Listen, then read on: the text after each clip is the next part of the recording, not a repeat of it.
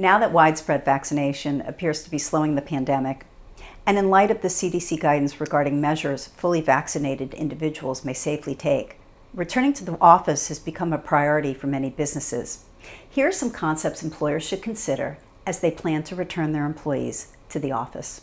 We weren't given much time to prepare for the pandemic and its impact on the workplace, but we can certainly try to be more mindful about the process as we return to the office.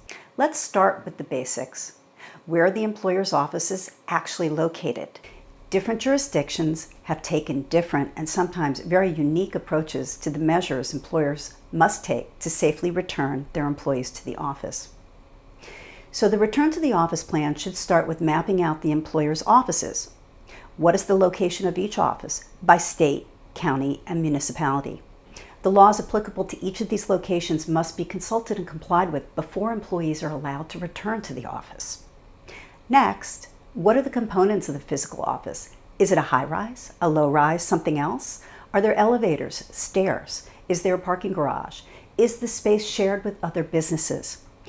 What rules, if any, will the landlord impose if the employer leases the space? Do those rules apply to the employer's space, public spaces, or other shared spaces? Have other businesses in the space imposed their own special rules? What about transportation? Do the employees drive themselves or do they rely on public transportation, and is that a concern?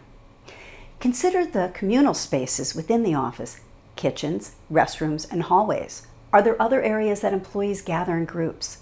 What rules will be imposed for the use of those spaces? Will there be different rules for the vaccinated and the unvaccinated?